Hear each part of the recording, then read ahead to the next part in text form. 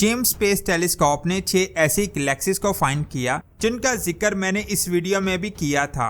अगर आपको याद हो तो इस फीमेल साइंसदान ने इन गैलेक्सीज को डार्क मैटर स्टार साबित करने की कोशिश की थी, लेकिन बाद में उसे अपनी ही स्टडी में खामियां नजर आईं, जिसकी वजह से ये साबित नहीं हो सका कि ये गैलेक्सीज हैं या फिर डार्क मैटर से बने हुए स्टार्स। लेकिन इन गैलेक्सीज ने मौजूदा फिजिक्स को पूरी तरह गलत साबित कर दिया है। आखिर इन गैलेक्सीज में ऐसा क्या छुपा है, ये अमेजिंग इन्फॉर्मेशन आप जानोगे आज की इस वीडियो में, तो पूरी वीडियो वॉच कीजिएगा। और आप देख रहे हैं स्पेस वर्ल्ड। 13.8 अरब साल पहले जब अल्लाह ने कायनात को बनाया तब वो बहुत गर्म थी, जिसमें किसी भी स्टार और गैलेक्सी की फॉर्मेशन नहीं हो सकती थी, जिसकी वजह से साइंसदानों का कहना है कि कायनात में पहली गैलेक्सी की फॉर्मेशन कायनात की फॉर्मेशन के 1 अरब साल बाद हुई होगी। इससे पहले किसी भी स्टार और गैलेक्सी की फॉर्मेशन होना नामुमकिन है। लेकिन जेम्स स्पेस टेलीस्कोप ने जिन गैलेक्सीज की तस्वीरें भेजी वो कायनात की फॉर्मेशन के 50 करोड़ साल बाद बनी। इस चीज ने साइंसदानों के होश उड़ा दिए। उनको यकीन ही नहीं आ रहा था कि आखिर ये कैसे पॉसिबल हो सकता है, क्योंकि साइंसदानों के मुताबिक जिस वक्त ये गैलेक्सीज बनी तब कायनात बहुत ज्यादा गर्म होनी चाहिए, और इतनी गर्म कायनात में इन गैलेक्सीज का बनना नामुमकिन है।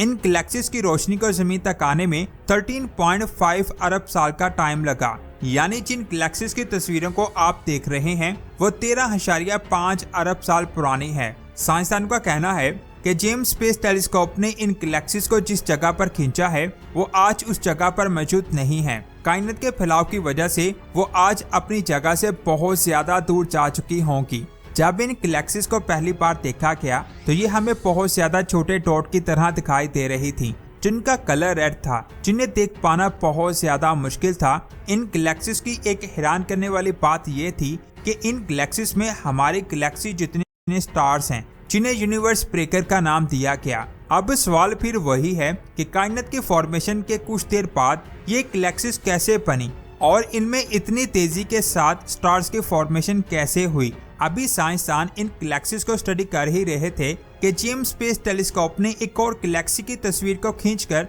जमीन पर भेज दिया। इस तस्वीर ने साइंसदान को और भी ज्यादा परेशान कर दिया, क्योंकि ये गैलेक्सी कायनात की फॉर्मेशन के 30 करोड़ साल बाद बनी, जिसे देखकर साइंसदान सर पकड़कर बैठ गए कि आखिर कायनात की फॉर्मेशन के 30 करोड़ साल बाद ये गैलेक्सी कैसे बन सकती है। अभी साइंसदान इस गैलेक्सी को स्टडी कर ही रहे थे कि जेम्स ने एक और गैलेक्सी की तस्वीर को जमीन पर भेज दिया, जिसने साइंसदान को और ज्यादा परेशान कर दिया। और ये गैलेक्सी कायनात की फॉर्मेशन के 18 करोड़ साल बाद बनी थी। साइंसदान को कुछ भी समझ नहीं आ रही थी कि कायनात की फॉर्मेशन के 18 करोड़ साल बाद ये गैलेक्सी कैसे बन सकती है।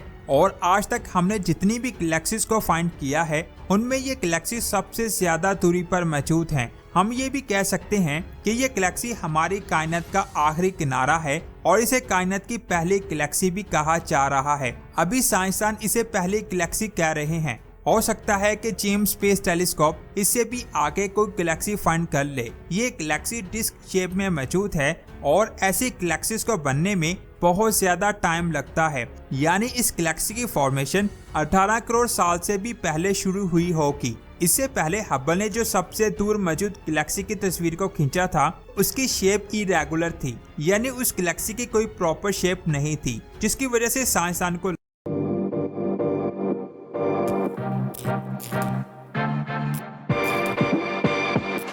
लगा कि कायनात की फॉर्मेशन के बाद गैलेक्सी मिलियन सालों के प्रोसेस से गुजरकर इरेगुलर शेप में बनती है और फिर उसके मिलियन सालों बाद ये डिस्क शेप में बनती है। लेकिन जेम्स स्पेस टेलीस्कोप की तस्वीर ने सब कुछ बदल कर रख दिया। गैलेक्सी की डिस्क शेप को देखते हुए अब साइंसदान सोच रहे हैं कि हम जितना सोच रहे थे गैलेक्सीज कायनात में उससे भी कई मिलियन साल पहले मौजूद थी। इस गैलेक्सी की शेप एंड्रोमेडा गैलेक्सी जैसी है और इस गैलेक्सी में ऑक्सीजन भी मौजूद है, जो एक हैरानकुन बात है, क्योंकि साइंसदान को पहले लगा कि ऑक्सीजन और इसके जैसे एलिमेंट कायनात की फॉर्मेशन के बहुत टाइम बाद बने होंगे, लेकिन वो गलत थे। साइंसदान तब ज्यादा हैरान हुए जब ये एलिमेंट साउथ साइड वाली गैलेक्सीज में पाए गए और वहां उन्हें बहुत भारी एलिमेंट मिले, जिससे ये बात क्लियर हो गई कि कायनात की फॉर्मेशन के कुछ देर बाद ही कायनात में स्टार्स की फॉर्मेशन बहुत तेजी के साथ हुई और बहुत जल्द इनमें धमाके हुए, जिनके बाकियात को कायनात के आखिरी किनारे पर देखा जा सकता है,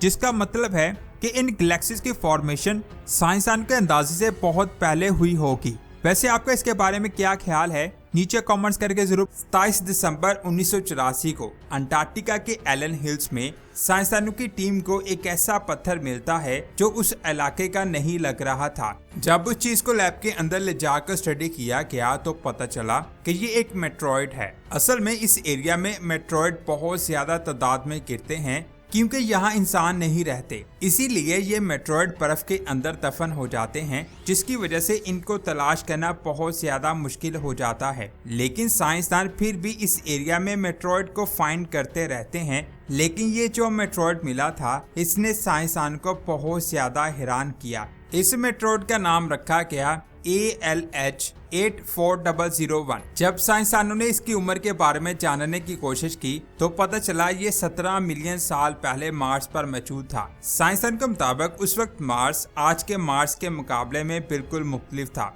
लेकिन फिर एक मेट्रॉइड टकराया, जिसकी वजह से मार्स का बहुत सारा हिस्सा टूटकर स्पेस में चला गया, जिसमें ये मेट्रॉइड भी शामिल था। लाखों सालों तक ये स्पेस में घूमता रहा और फिर आज से 13,000 साल पहले ये जमीन पर गिर गया। साइंसदान के मुताबिक जब ये मार्स पर था तब वहाँ पानी लिक्विड फॉर्म में हुआ करता था। यहाँ पानी होता है, वहाँ लाइफ के चांसेस भी बढ़ जाते हैं। तो हो सकता है कि मेट्रॉइड पर लाइफ का कोई ना कोई सबूत मौजूद हो। कई सालों तक इसे स्टडी किया जाता रहा और फिर 6 अगस्त 1996 को नासा ने एक रिसर्च पेपर पब्लिश किया। उस पेपर में लिखा था कि जब 1984 में मिलने वाले मेट्रॉइड को स्कैनिंग इलेक्ट्रॉन माइक्रोस्कोप के नीचे रखा तो साइंसदानों को उसके अंदर 20 से 100 नैनोमीटर के डायामीटर वाले स्ट्रक्चर मिले। हो सकता है ये माइक्रोबैक्टीरिया के फॉसिल्स थे। कुछ दिनों के बाद इसका कंप्लीट पेपर साइंस नाम के एक जर्नल में पब्लिश हो गया। लेकिन साइंसदानों को लग रहा था कि ये फॉसिल्स हमें मिले हैं, ये जमीन के बैक्टीरिया के फॉसिल्स भी हो सकते हैं। जिसके बाद नासा ने भी इस पर ध्यान नहीं दिया और ये बात वहीं दब गई। और 2025 में नासा ने कहा कि परसीवरेंस रोवर ने मार्स पर 1 साल पहले जो सैंपल इकट्ठे किए थे उसमें पोटेंशियल बायो सिग्नेचर मिले हैं। लेकिन यहाँ एक सवाल आता है कि नासा का रोवर जमीन से दूर मार्स पर मौजूद है और ना ही वहाँ से सैंपल जमीन पर आए हैं, तो इतनी दूरी से नासा ने उन सैंपल्स को कैसे स्टडी किया। असल में इस रोवर में तो बहुत एडवांस इंस्ट्रूमेंट्स का इस्तेमाल किया गया है जो सैंपल को अच्छी तरह से स्कैन करके उसके अंदर मौजूद चीजों की एक लिस्ट तैयार करते हैं, जिससे साइंसदान को पता चल जाता है कि सैंपल्स में क्या कुछ मौजूद है। अगर किसी चीज में लाइफ का छोटा सा भी सबूत मिलता है तो ये आलात उसे हाईलाइट कर देते हैं। इस नाम के पत्थर की तस्वीर खींची। देखने में ये आम पत्थर की तरह दिखाई दे रहा होगा, लेकिन जब आप इसे गौर से देखें तो आपको सेम लेपर्ड की बॉडी पर बने ब्लैक स्पॉट्स की तरह इस पत्थर पर ब्लैक और व्हाइट स्पॉट्स दिखाई देंगे। इन स्पॉट्स को लेपर्ड स्पॉट्स का नाम दिया गया। ये निशान एक सेडिमेंट्री रॉक्स पर बने हैं। ये निशान ऐसे रॉक्स पर तब बनते हैं जब हेमाटाइट यानी ऐसे पत्थर जिनकी वजह से मार्स की सतह लाल दिखाई देती है के साथ किसी तरह का केमिकल रिएक्शन होता है, जिससे पत्थर का रंग चेंज हो जाता है। अब गौर करने वाली बात यह है कि जब भी हेमाटाइट पत्थरों को लाल से सफेद करने वाला केमिकल रिएक्शन होता है तो इस रिएक्शन के साथ आयरन और फॉस्फेट भी खारिज होते हैं, जिनकी वजह से पत्थर पर ऐसे स्पॉट्स बन जाते हैं। साइंसदान के मुताबिक जमीन पर भी ऐसा देखा गया है। इस तरह के कंपाउंड्स छोटी लाइफ के लिए एनर्जी का जरिया बनते हैं, जिससे छोटी लाइफ की ग्रोथ होती है। नासा की रिपोर्ट के मुताबिक इन स्पॉट्स में 2 और आयरन रिच एलिमेंट्स मिले थे, जिनके नाम विवियनाइट और ग्रीगाइट हैं। विवियनाइट जमीन पर डेड ऑर्गेनिक मैटर के आसपास पाया जाता है, जबकि ग्रीगाइट, जिसे आयरन सल्फाइड भी कहते हैं, इसे माइक्रोबायोस यानी छोटी लाइफ खारिज करती है। यानी साइंसदान के मुताबिक ये लाइफ का सबूत है। असल में ये पत्थर जजीरो क्रेटर के अंदर मौजूद हैं। इस क्रेटर में पहले पानी हुआ करता था, जो इस बात का सबूत है कि ये निशान छोटी लाइफ का घर हुआ करते थे। इसके अलावा परसीवरेंस रोवर ने इस पत्थर में कार्बन बेस्ड ऑर्गेनिक कंपाउंड्स को फाइंड कर लिया है, जिससे भी ये बात कंफर्म हो जाती है कि ये निशान लाइफ के सबूत की तरफ इशारा कर रहे हैं। इस डिस्कवरी के 3 दिनों बाद इस पत्थर के पास वाले एरिया में परसीवरेंस रोवर ने ड्रिल किया और वहां की मिट्टी के कुछ सैंपल्स को अपने पास रख लिया। इस रोवर को ऐसे प्रोग्राम किया गया है, जब इसे किसी सैंपल में लाइफ का सबूत मिले तो वो उस सैंपल को एक टाइटेनियम से बनी ट्यूब में सील करके स्टोर कर लेता है। टाइटेनियम ट्यूब के अंदर ये सैंपल कई सालों तक उसी कंडीशन में रहता है जैसे इसे स्टोर किया गया था। इन ट्यूब्स के अंदर सैंपल्स को इसीलिए रखा जाता है कि मार्स के हार्श एनवायरनमेंट में लाइफ का सबूत खत्म ना हो जाए। अभी तक परसीवरेंस रोवर ने जजीरो क्रेटर से 28 सैंपल्स लेकर टाइटेनियम ट्यूब में सील कर लिए हैं। ये रिसर्च नासा के रोवर ने की है,